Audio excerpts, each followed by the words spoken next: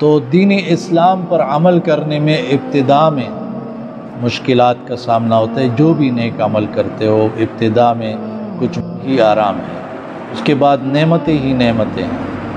تو ہر دور میں آپ دیکھیں کہ مسلمانوں کی، مومنین کی ابتدائی حالت بہت مشکلات سے بھرپور ہوتی تھی، لیکن اس کے بعد اللہ تبارک و تعالیٰ نے ان کو دنیا کی حکمرانیاں عطا فرمائی، دنیا کے بہت سے علاقوں کے حکمران بن گئے.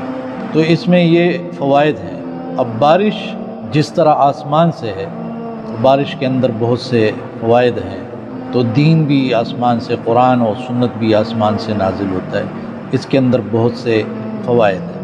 لیکن جس طرح بارش کے اندر اندھیرے ہیں اور گرج اور چمک ہے، تو اسی طرح دین اسلام پر عمل کرنے میں تکلیفیں اور مصیبتیں ہیں جو اسلام کی راہ میں پیش آتی ہیں.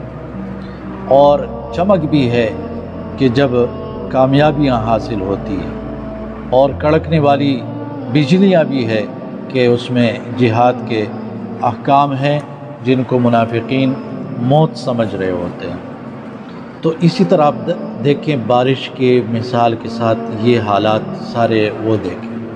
اسی طرح منافقین کو اگر کہا گیا ہے کہ آپ لوگ یہ کام کریں گے، یہ کام نہیں کریں گے، احکام ان پر بہت بھاری پڑ جاتے ہیں، مشکل پڑ جاتے ہیں. اور جب ان کی نشانیاں ذکر کی جاتی ہیں تو گویا یہ ان کے لیے گرج ہے کہ ان کی بدعمالیوں پر سزائیں ان کے لیے ذکر کی جاتی ہیں. اور ایمان اور اسلام کی جب ان کو دعوت دی جاتی ہے تو یہ ایسا ہے جیسے ان کے لیے موت، اس کو جیسے موت سمجھ رہے ہوتے ہیں، ایسے اس سے دور رہتے ہیں. اس لیے جس طرح بارش میں لوگ وہ کڑاکوں کی آوازوں سے بچنے کے لیے کانوں میں انگلیاں ڈال دیتے ہیں، تو یہ منافقین ایمان اور اسلام اور قرآن و سنت کی دعوت سے اپنے آپ کو حد الوسع بچانے کی کوشش کرتے ہیں کہ ہم اس دعوت کو سنیں نہیں، کیونکہ اگر ہم نے اس کو سن لیا اور قبول کر لیا تو یہ ہمارے لیے ایسا ہے جیسے موت.